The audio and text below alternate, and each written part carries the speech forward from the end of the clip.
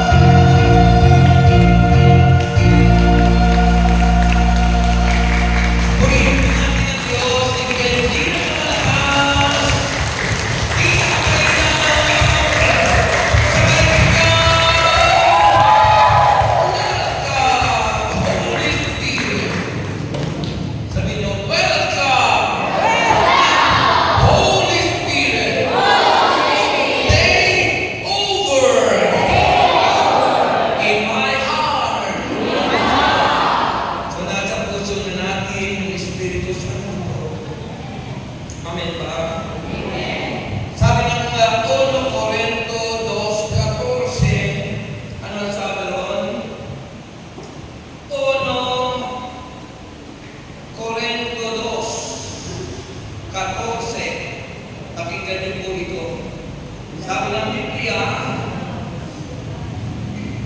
1 Corinto 2:14, sapagkat ang tao hindi nagtataglay ng Espiritu ay hindi kayang tumanggap ng mga kaloob mula sa Espiritu ng Diyos. Mga taong hindi nagtataglay ng Espiritu Santo, para sa kanila kahangalan ang mga iyon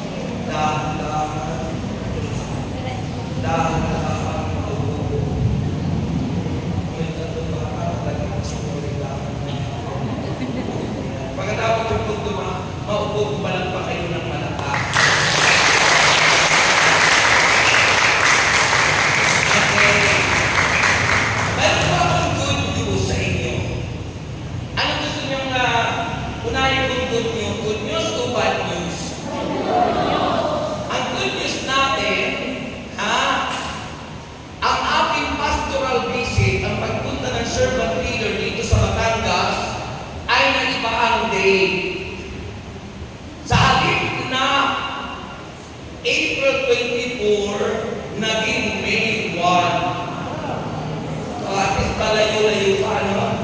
Malayo-layo ang ating preparasyon. At ang kagandahan pa doon, May 1 is holiday. Sa Tagalog ay Labor Day. Kaya maganda po, bumayag po, kasi nakiusap si Father na. Kasi po yung dating April 24, kinuha ng Laguna. Pinakiusapan ng mayor ng Laguna na sila ang 24. Nilagay tayo na ng March 20. Ay si Father Das naman papunta ng Europa.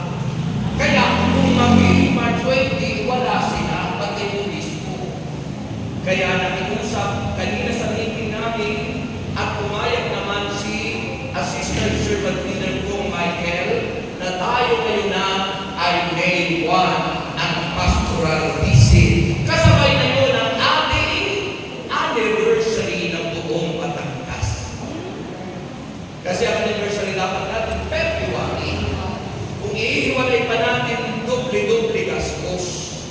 Kaya pag-iisahin na lang sa May 1. Gusto nyo o ayaw? Siyempre, hindi naman tayo makakaayaw po. Nagasunod lang tayo, di ba? At dahil sa mabuting balita, kayong lahat ay tatanggap ng bonus mula kay Yahweh El Shaddai ngayon. Sino gusto tumanggap ng bonus mula kay Yahweh El Shaddai? Sabihin ko sa'yo, katabi, makinig ka. Sapagkat nasa pakikinig ang pagtanggap. Sabi ng Romans chapter 10, verse 17, ang pananampalataya ay nag-uumpisa sa pakikinig. Kaya yung mga tao hindi marunong makinig, napakababaw ng pananampalataya. Pati Diyos minumura, pati Diyos binabaliwala. Pag binaliwala natin ang Diyos, nagiging tayong kaaway ng Diyos. Amen. Kaya nung sabihin sa USA, sa Los Angeles, doon sa Hollywood, na sila'y godless town, bayan pa ng Diyos, dahil hindi nila pinag-uusapan ng Diyos, the creator of the universe. No mention, sabi doon, hindi raw pinag-uusapan ng Diyos sa kanila, sapagkat sila'y walang Diyos. Ano nangyari? After 3 days, bumaba ang wildfire. May apoy na tumutok sa kanila, yung mga nakaka-amaze na mansions at nakaka-amaze na mga luxury car ay natutok lahat. Hanggang ngayon may apoy pa. At yun ay pag-ising, wake up call ng Diyos, hindi lang sa kanila, kundi sa atin. Because that is one of the sign anda na malapit nang tumating ang ating Panginoon. Yung inyong amen, parang amen ang inaandok. Pati yung palapak nyo, parang nagpapakain.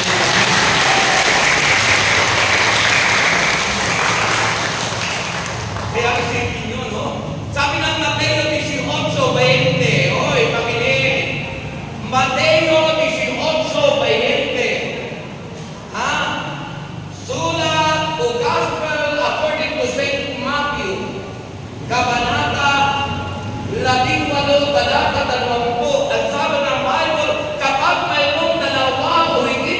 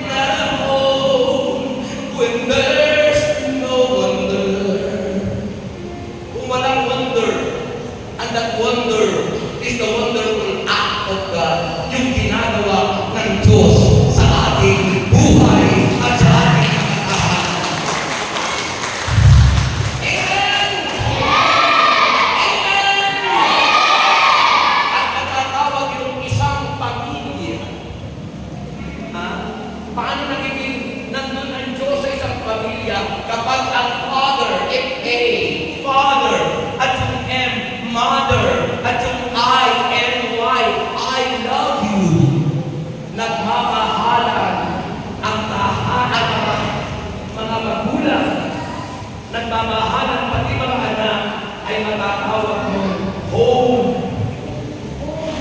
Tahanan, hindi ng bahay. Ang kalikuan niya, ang isang bungalow kung ang nakatira'y kuwago. Mabuti pa niya ang isang kubo na ang nakatira'y tao. Purihin ang Diyos.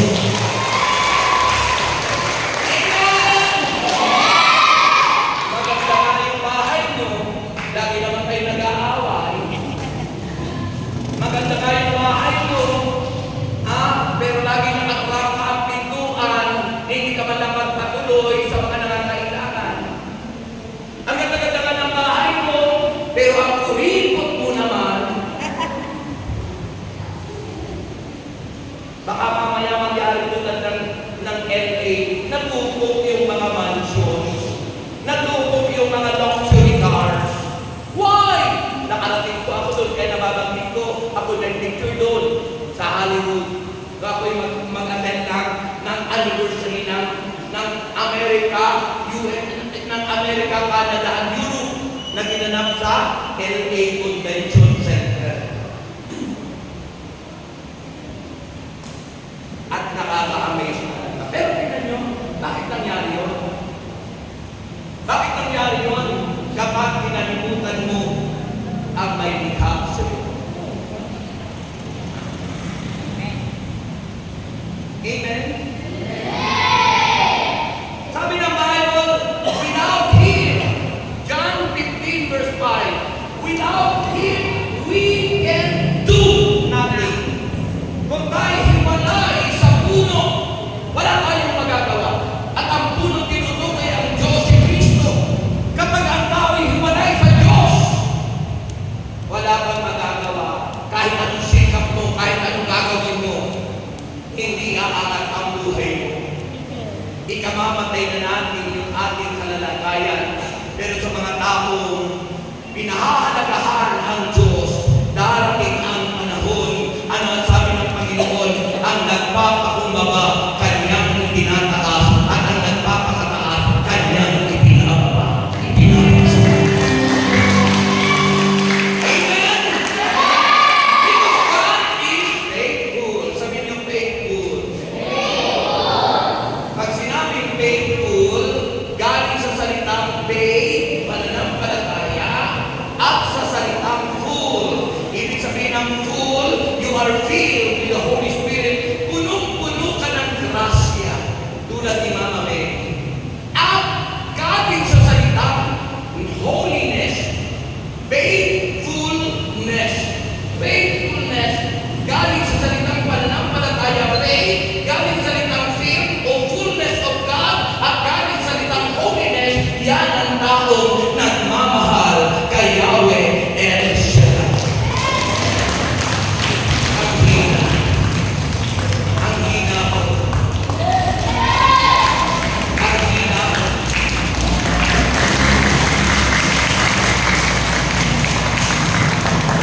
Amen. Kaya yung po ang nakakalaga. Alam nyo, every time, every minute, every hour, minuminuto, oras-oras, segundo, ang Diyos ay nag-aanyaya sa atin. Bakit ayaw ng Diyos na tayo mapahamak? Wala tayong may pagmamalaki sapagkat wala tayong pag-aari. Tayo ay katiwala lang ng Diyos. At ang Diyos ang may-ari ng lahat. Pinagkatiwala sa ng Diyos ang iyong bahay na naging tahanan dahil kayo nagmamahalan, yung house ay naging home because it is bonded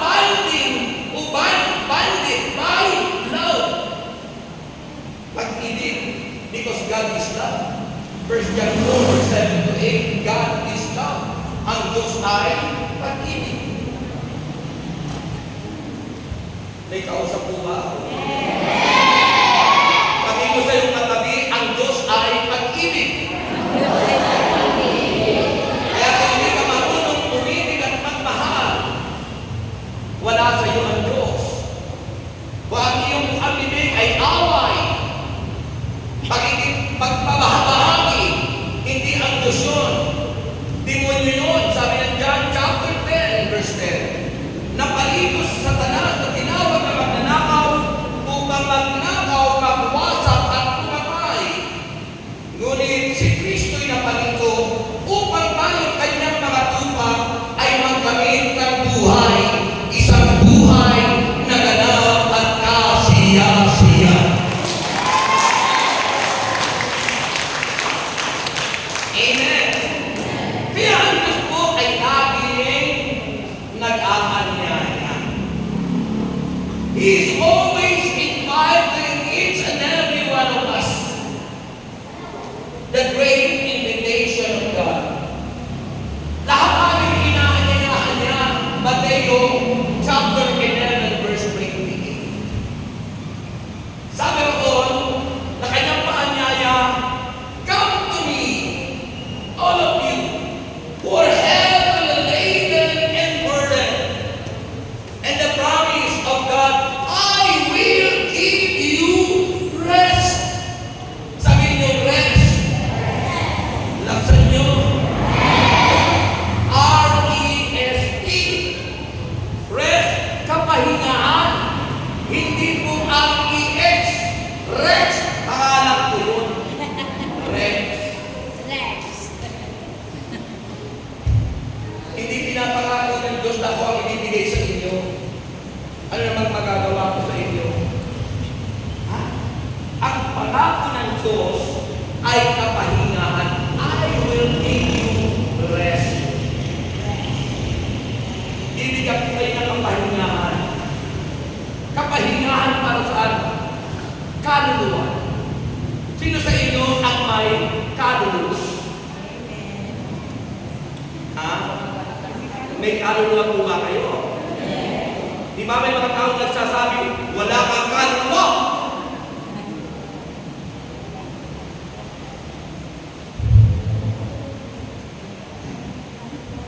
May kaluluwa tayo.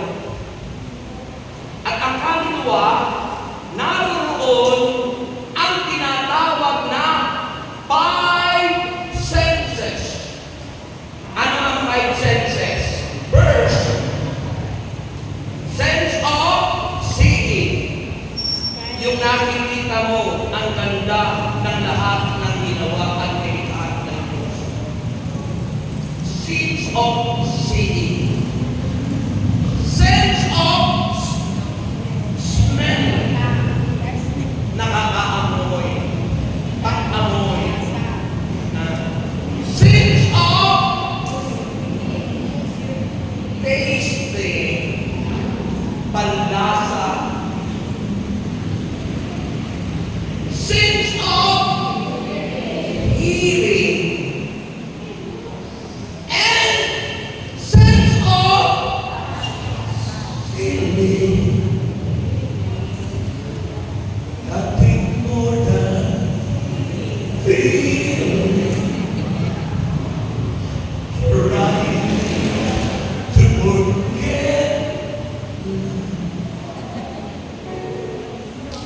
Feeling of love. Teardrops running on my face. So yun, feeling, damdamin. May pakiramdam tayo. Sino sa inyo walang pakiramdam? Ha? Yung mga tao walang pakiramdam, hindi nyo nararamdaman na yung kapitbahay niya nangangailangan ng tulong. Walang pakiramdam. Yung mga tao may asawa siya, nagpaparamdam na yung asawa niya, hindi niya ginagawa yung responsibilidad niya. Matanda na tayo. Uy, ang ganda mo. Matanda na ako. Matanda na raw siya. Ayaw halikan ng asawa kasi ayaw na magpahalik. Matanda na ako. Ang pag-ibig hindi tumatanda. Love never grows old. Hindi po tumatanda ang pag-ibig. Dahil ang Diyos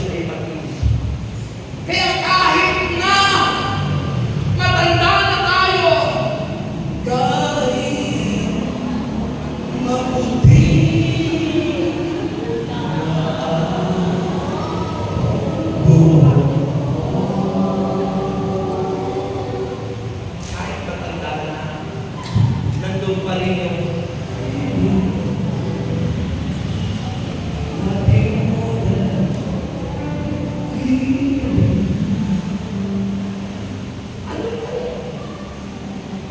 na kailangan mong ipadama para hindi ka masabihan na wala kang kaluluwa, na wala kang puso. Ipadama mo kahit malamang. Dahil ang pag-ibig ay hindi tumatanda. Love never grows old. Tuloy.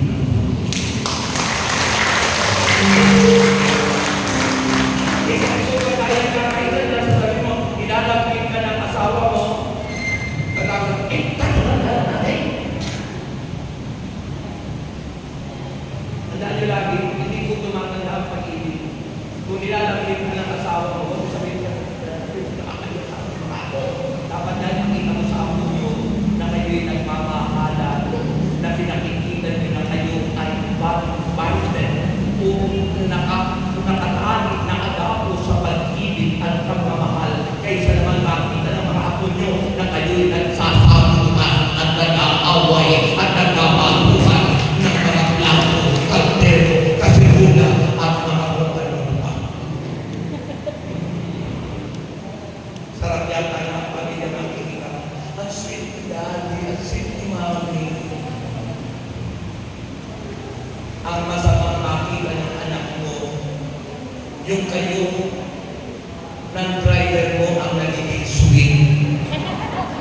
At yung asawa mo naman ay pinagtataitan mo ng dapat na pagpapakita mo ng bakit. Yung mga magtumani na sila ang sweet na sweet, sila magkasama lagi ng tatalo. Sabi ko sa ating binasang gospel, yan ay lahat ay mula sa ating mga puso na nagpaparumi sa pagkatao ng isang tao. Yun ang yung pagkakano niya ay nagmumula sa puso. Yung pagkaingin, yung paninirang puri, lahat ng kasamaan na niya ay nagmula sa puso ng tao na siya nagpaparumi sa paningin ng Diyos. Because we forgotten. Sabi nyo, forgotten.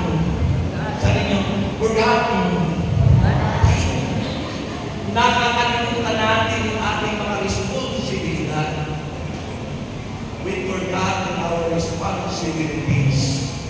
Being Christian, bilang Kristiyano, nakalimutan natin yung responsibility natin sa ating asawa, sa ating anak, sa ating pamilya, sa ating kapitbahay, at maging sa responsibilidad natin at dapat natin gawin sa pagsamba sa Diyos na makapangyarihan sa lahat. Alatado ang pagkalapak sa Panginoon. Alatado ang inyong papuri sa Panginoon para magagamit pilitan tayong magpuri in the best na ibigay natin. Kaya masasabi natin na kapag tayo tapat sa Panginoon at ating ginagawa at ginagampanan ang dapat ating gawin para sa Kanya, not only during anniversary, but in every hour, every minute, tuwing araw-araw, oras-oras, minuto ng ating buhay, ay masasabi natin ano? Katapatan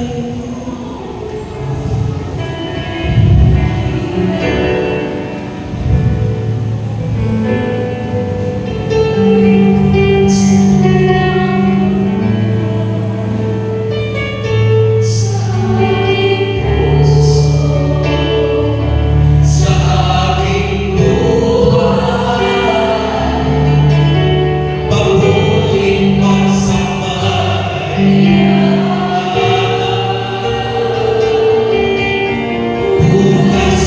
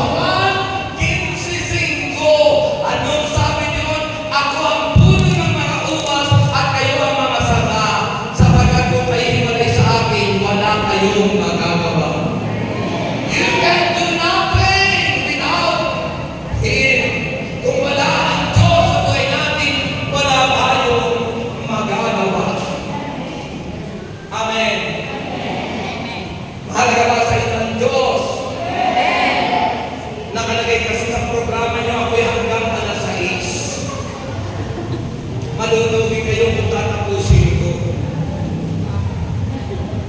Hanggang alas 6 nakalagay sa programa. Kaya tandaan nyo, everything starts from within. Lahat ng nangyayari, lahat ng ginagawa natin, ito'y nag-uumpisa sa puso natin. Ang puso po natin ay himmakan at ang pintuan ay ang ating isip. The mind is the door of all good and evil. Nasa sa ating pagtanggap, alin ang papapasukin mo sa pintuan? Magnanakaw o ang Diyos na nagbibigay buhay?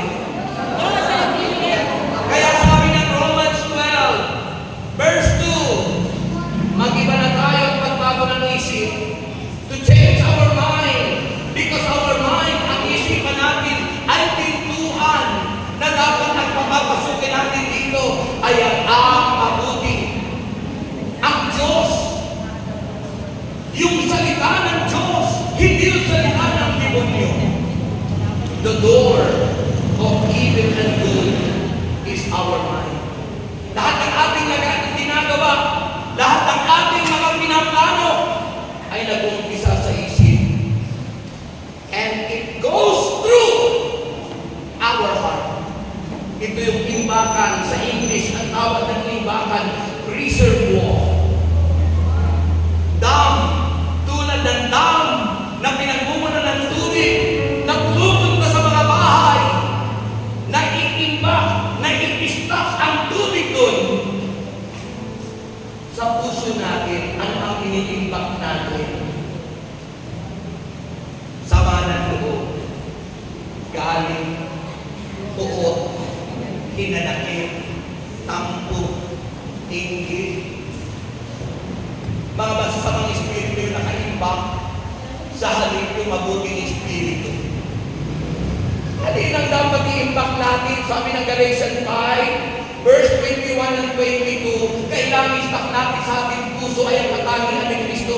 Pag-ibig, kagalakan, kapayapaan, kahinahunan, kabutihan, kabaitan, katapatan, kagagaan, at ang pagpipigil natin sa sarili upang di tayo magkaroon ng kaaway sa ating buhay.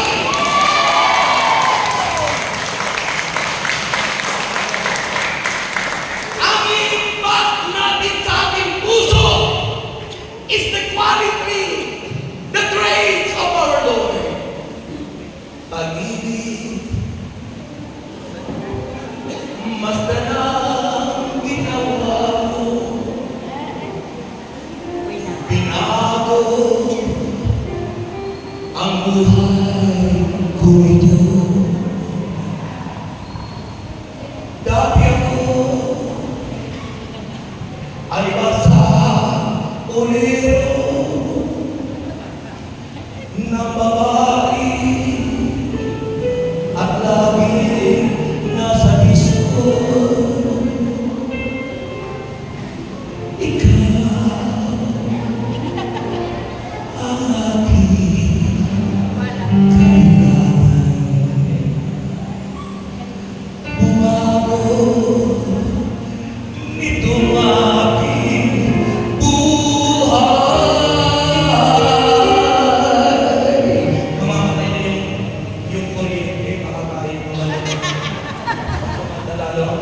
Baka hindi lang kuryente mawala, baka bumagyo pa.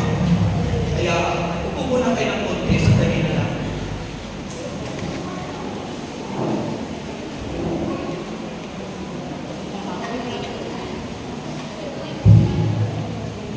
So, anong dapat natin? Sabi ng Romans 12, verse 2, makinig po kayo, mga kapatid ko. Sabi ni Saint Paul, salita ng Diyos yun, mga kapatid, mag-iba na kayo at magbago ng isip. Renew your mind. Yung laging nasa isip natin, ang hirap ng buhay. Yung lagi natin nasa isip, may sakit ka. Yung lagi nasa isip mo, ang pahangin mo naman. Yung ba mga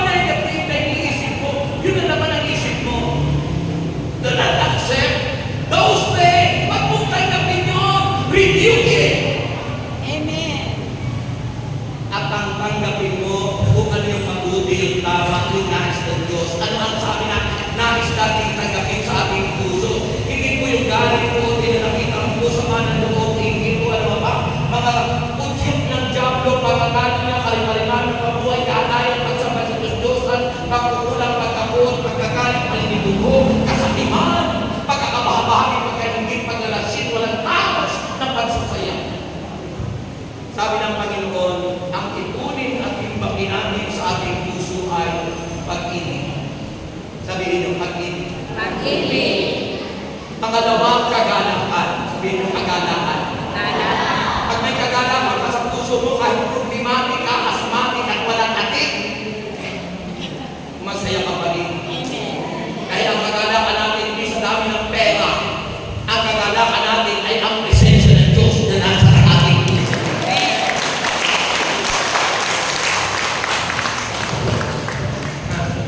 Hindi yun masaya ka dahil may pera ka. Hindi po yun. Dahil ang tao nilikha, wala pa namang pera. Diba? Tinanda ng Panginoon lahat ng ating kailangan. Kasama natin ang Diyos. Nagkasala ang tao ay yung kailangan ng pera. Kasi hiwalay na sa Diyos. Dahil sa kasalanan.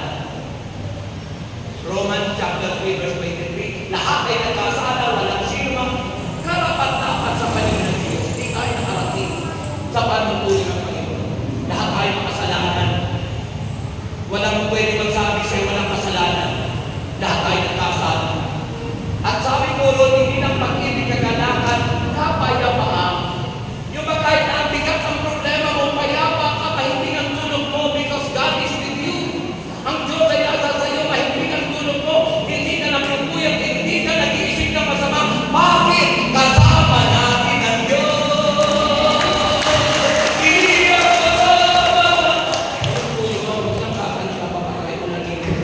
Yung po yun, pag-ibig, kagalakan, kapayapaan, at may kahinahunan. Si Kristo inaway, kinako sa krus na sinaktan, pinainom ng maasin na alak, pero nandun yung kahinahunan. Hindi niya inaway na maaway sa kanya. Sa harapan sabi ni Jesus, Ama, patawarin mo sila, hindi nila nalalaman ang kanilang ginagawa. Bakit hindi nila nalalaman yung ginagawa? Sabi ni Kristo yun, sapagkat sila'y hiwalay sa Diyos, sila'y patay. Ang taong patay, walang relasyon sa Diyos, di nila alam ang kanilang ginagawa. Akala nila'y tama, di kanilang pinagagawa. Akala nila'y tama, o kahit walang ano malakas yung boses ko. Amen. Akala nila'y tama yung kanilang ginagawa. Dahil sila'y patay, hiwalay sa Diyos. Akala nila'y tama yung kanilang pagmumura. Akala nila'y tama yung kanilang paggawa ng hindi tama. Dahil ang tao hiwalay sa Diyos, hindi nila alam yung kanilang ginagawa. Amen. Sabi ni Jesus yun, Ama, patawarin mo po sila sapagkat hindi nila nalalaman ang kanilang ginagawa. Amen. Di mo pwedeng baguhin yun. Si Jesus ang may sabi nun. At totoo yun. Dahil ang taong hiwalay sa Diyos, yung walang relasyon kay Kristo, ang mga pinagagagawa natin noon, tulad ko noon, nung wala pa ako sa Panginoon, akala ko tama yung ginagawa ko. Akala ko tama yung ako'y mayroong karelasyon iba. Kasi sa aming mga lalaki, akala namin magiging ganap na lalaki kapag marami siyang kabit. At pag wala kang kabit, bakla ka, sabi ng iba. Yun ang sabi ng mundo. Kaya napipilitan yung mga tao, mga lalaki na gumawa ng masama kasi sabi ng mga kabarkada mo, bakla ka, pare, bakla ka. Tamuan niya kami. Meron akong panlunis, pang Martes, pang Miyerkules, pang Webes, pang ang asawa ko naman yung Linggo. Pinagmamalaki pa natin, ako noon, pinagmamalaki ko pa noon yung kasalanan ginagawa ko. Kasi hindi ko alam yung aking ginagawa, patay ako. Pinagmamalaki ko yung pangungupit ko sa pagpapataya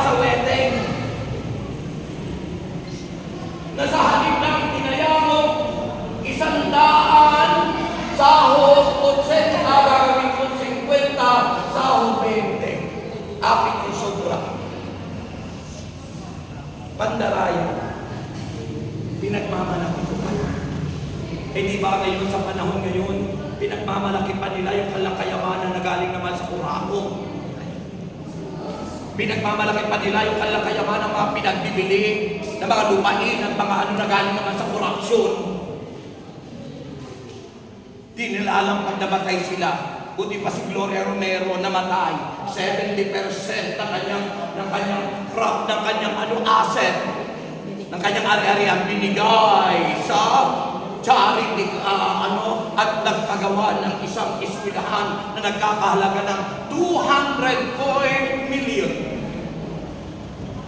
Yun yung tinatawag corporate work of mercy. Kapag tayo nasa Panginoon, kung ano ang ginawa mo sa iyong kapwa, sa Diyos natin iyon ginagawa. Yung pumapalakpakin ng nakakaunawa. Diba? Yun ang hinahanap ng Diyos sa atin. No, ako anyay na ospital, ako inyong dinalaw. No, ako'y nabilanggo, ako inyong pinuntahan. No, ako lang ay suot. Ako inyong binigyan ng damit. No, ako ay walang nakain, ako inyong pinakain. Kung ano na pag sinabi ng Panginoon. At ang sabi ng mga tao, Panginoon, kailan po nangyari yun sa inyo? At ang sabi ni Jesus, nang gawin niyo yun sa pinakamaliit na kapatid niyo, sa akin niyo yun ginawa.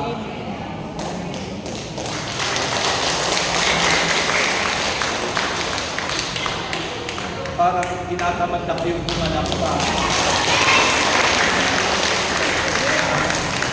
Yung pagpalakpak po natin, hindi po dapat naapektuhan ng walang ilaw o ngaw-ngaw.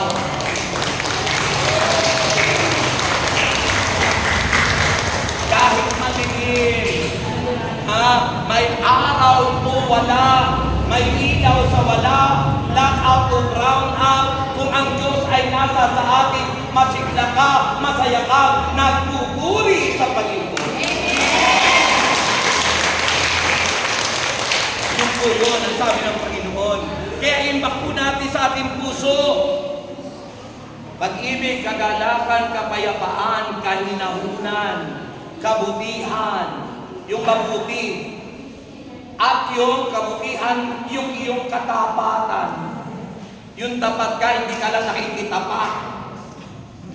Sabi mo tapat ka, pero pinagtataksila natin minsan yung asawa natin. Pinagtataksila natin kung sino-sino. Hindi dapat tayo maging taksil.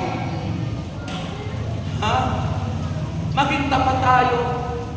Maging matyaga, katyagaan. Yung kahit walang ilaw, andiyan kayo, nagpupuri, sumisigaw ng papuri sa Diyos. Sumasalakak dahil kahit walang ilaw. Nagpapasalamat sa Diyos sa kabila ng pagsubok at kaya sa buhay. Nagpupuri sa Panginoon parang si Job, na sa kabila ng mating pagsubok sa kanyang buhay, namatay ang mga anak, na wala lahat ng kayamanan, iniwan ng asawa, iniwan ng mga kaibigan, nagkasakit ng napakarami, bukol-bukol ang katawan, sugat-sugat pa. Pero ano ang sabi? Hindi nagtampo sa Diyos, hindi sumama ang loob. Ang sabi ni Job, ang Diyos ang nagbigay, ang Diyos ang babawi, at ang sabi niya, purihin ang Diyos na makapangyarihan. Bakit? Sapagkat maayos yung kanyang relasyon sa Diyos. Kaya nagiging maayos ang relasyon natin kung nakaimbak sa atin yung pag-ibig, kagalakan, kapayapaan, kahinahunan, kabutihan, kabaitan, katyagaan, katapatan, at ang pagtitigil sa sarili. Huwag daw natin iimbak ang sinabi sa ating binasa na sapagkat sa puso nagmumula ang masamang isipan nag-uudyok. Kapag masama lagi yung isipan natin, iniisip natin mga nandito ka, yung asawa mo na iwan sa bahay, nag-iisip ka ng masama sa asawa mo, o baka may ginagawa na si Inday at yung asawa ko. Huwag kayong mag-iisip ng masama sa inyong kapwa. At kayo mga makakawa, kayo mag-iisip ng mga nagsasalita. Lalo na mga magulang yung nagsasalita. Dahil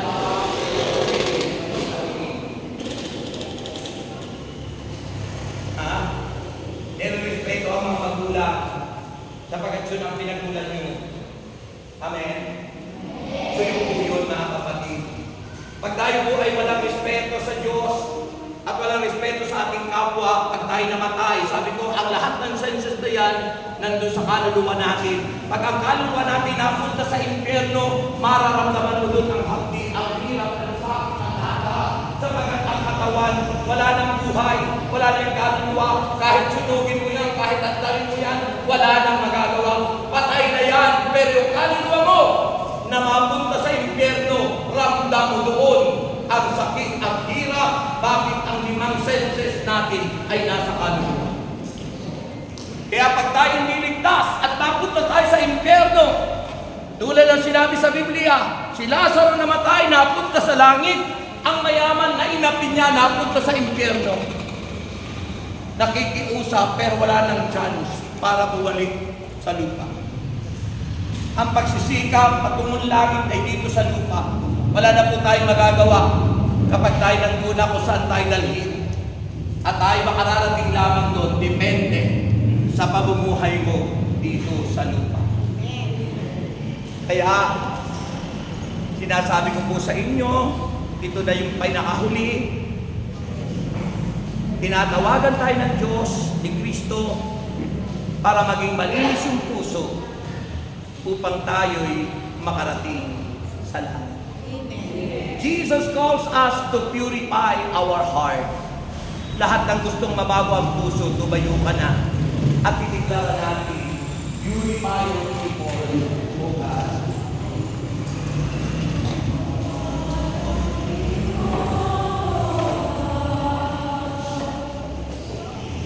Cleanse us with your fire, O Lord.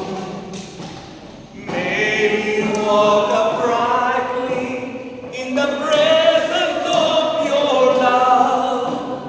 Purify your people, O God. Purify your people, O God. Cleanse us with your fire, O Lord. May we walk uprightly in the presence of your love. Purify your people, O God. Make us holy, Lord.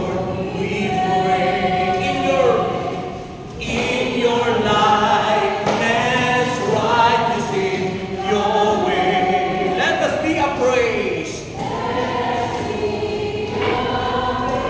to the glory of your praise. Purify your people.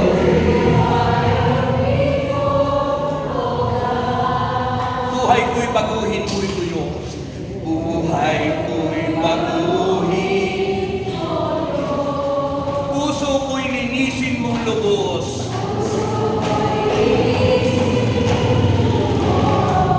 Hayaan mong lumakad na may banal na pagkatakot. Buhay ko'y baguhin. Ang dalangin ko'y iyong tingin. Nasa puso ko, ko'y ika'y sundin. At sa bawat araw, at sa bawat ang papuri maialay. Buhay ko'y baguhin mo, Diyos. Ang dalangin ko,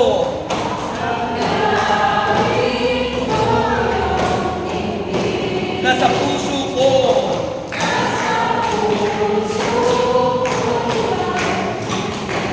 at sa bawat oras,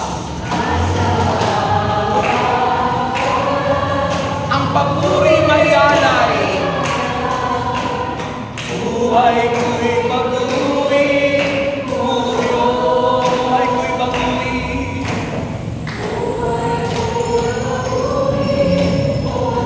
Buhay ko'y baguhin mo, Diyos.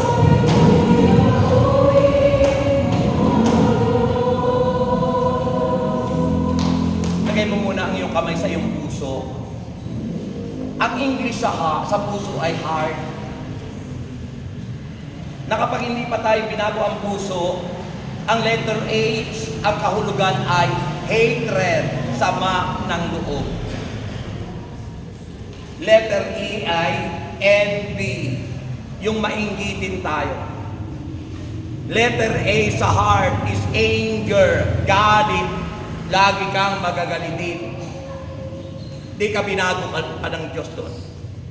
Letter R, resentment o hinanakit. Punong-puno tayo ng hinanakit. At letter T sa heart, timidity, yung pagiging mahiyain. Pinagpala ka na ng Diyos, ayaw mo pang mag-share. Nahihiya tayong magdala ng Biblia, pero hindi ka nahihiyang tumaya sa wedding. Nahihiya tayo magbitbit ng Biblia, pero hindi tayo nahihiyang magbitbit ng gin. Nahihiya tayong magbitbit ng mga salita ng Diyos, pero hindi tayo nahihiya na magbitbit ng Marlboro, Hope, at ano-ano pang mga sigarilyo.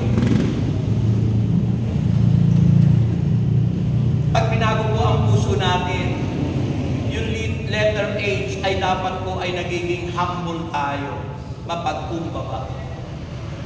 Inaaway ka na tulad ni Jesus, pero hindi nakikipag-away. Humble of humility, kababaan ng loob. Letter E, yung enablement, yung ikaw ay maaasahan sa panawagan ng Diyos. Enable. At yung R, yung puso mo ay nagiging repentant heart. Yung bawat pagkakamali mo ay naihihingi mo agad ng tawad sa Panginoon. Repentant heart.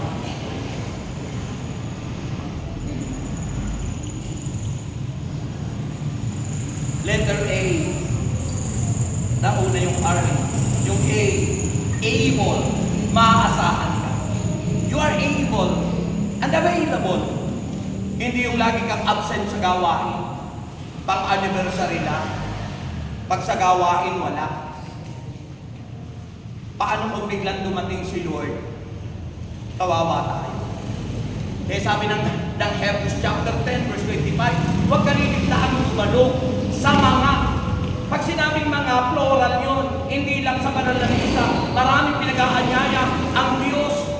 Bible study, prayer meeting, fellowship na tulad dito. Mga pagtitipong itinakda ng Diyos.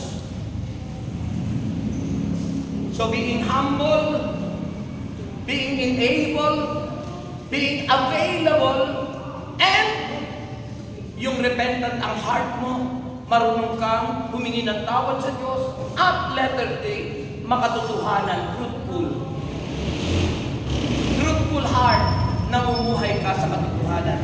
Yun ang taong binago ng Diyos. Yun ang taong ang pusong taglay niya, hindi ka na nagtatanim ng sama na dugo. Sabihin mo, taas mo ang kamay mo, sabihin mo, Panginoong Jesus, patawarin mo ako sa lahat ng nagawa kong kasalanan, sa isip, sa salita, sa gawa. Tulungan mo po ako na mamuhay na ayon sa iyong katulad at manatili ka na naghahari sa aking puso mula po ngayon at magpakailanman. Kaya naman, sa oras na ito, hinihiling ko po na ko iyong pagalingin sa pagdaloy ng banal mong Espiritu. Taas ang kamay and declare, "Come, Holy Spirit, I need you."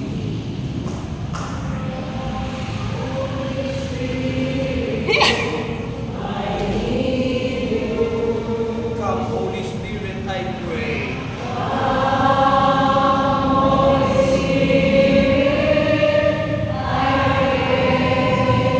Come with your strength and your power.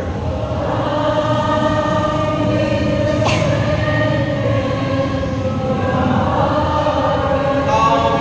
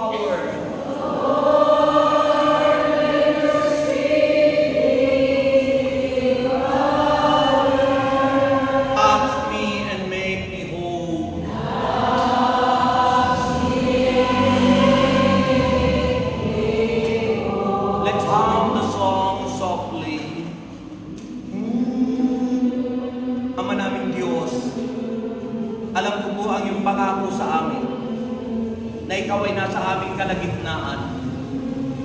At alam ko po ang iyong mapagpalang kamay ay inunat mo sa amin upang kami abutin. At hinahaplos mo, Panginoon, ang bawat isa. Lalo na alam mo, Panginoon, silang mga may sakit at may karamdaman. Haplosin mo po ang aming mga buhay. Haplosin mo po ang aming mga kalooban. At dumaloy ka po sa amin. Pagalingin mo po ang lahat ng may sakit, O Diyos. Dahil ikaw ay Diyos na maawain at mahabagin. Pagalingin niyo po, Panginoon, ang nahihirapan na karamdaman sa aming buhay. Palayain mo po kami. Paano mo pinagaling ang babaeng 12 taong dinudugo? Palayain mo rin po ang bawat may sakit ngayon. Mahawag po kayo sa amin, Panginoon. Tulungan mo po ang bawat isa. Makalaya sa lahat ng uri ng karamdaman. At sa pangalan ni Jesus ay aking sinagawa ay ang inuutosang lumaya sa lahat ng sakit. Get out! Go, Satan! Palayain ang mga tao ito sa ngalan ni Jesus. Get out! Hura babahiya na lahat na nasi. Ikat na babahiya na lahat na nasuraya. Iya na hira kata na hira na hulo. Robaya na kata na siya na hato. Robaya na kata na siya. Robaya na lahat na siya power healing. Deliverance siya na lahando. Robaya na lahat na sikit na lahando. Receive, receive, receive. Be healed, be healed, be healed. In Jesus' name. In Jesus' name. In Jesus' name, be healed. Be healed. Raise up your hands and lay your hands upon your head. And there is healing and happening to you. May kagalingang dumadaloy. May kagalingan. Kagalingang dumadaloy sa ulo. Dahil mahal ka niya. Mahal ka niya. Tanggapin mo ang kalayaan. Tanggapin mo ang kagalingan. Tanggapin mo ang mahimalang pagkilos niya sa iyong buhay. Sa ngalan ni Jesus. Sa ngalan ni Jesus. Sa ngalan ni Jesus. Sabihin mo ngayon, mahal kita, Panginoon. Kung paano mo ako iniibig at minamahal. Ikaw ang unang nagmahal sa akin. At ngayon naman, minamahal kita ng aking buong puso at buong kaluluwa. Sa ngalan ni Jesus. Amen. Anong sagot? Palakpakan natin ang Panginoon. Sabihin mo, sa kamay, inhale, exhale. Inhale, exhale.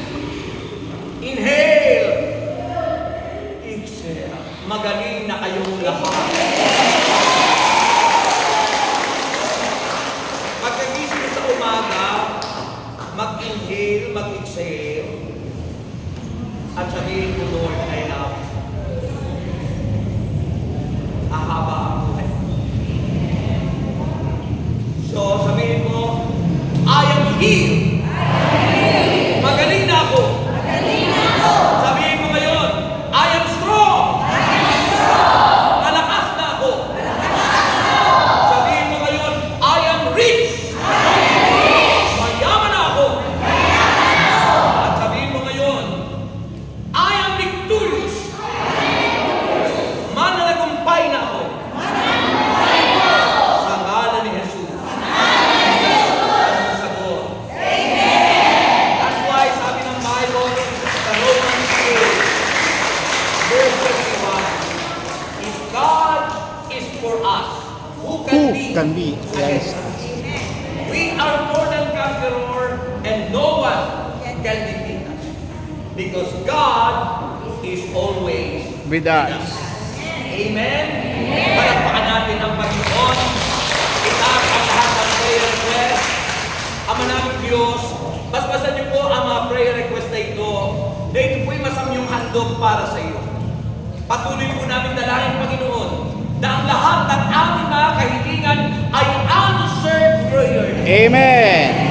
Hindi po ito nalilid sa iyo. Kaya naman ang pangako mo ibabalik sa amin ang siksik, liklik at umaapaw ang aming mga alit hando. Inaangkin na po namin ito, Panginoon. Kaya naman aming dinideklara na kami po ay tagumpay na. Amin to say, give them with a grateful heart, Lord Jesus. Habang kinukolekta po yan, pasalamatan natin ang ito. Give thanks.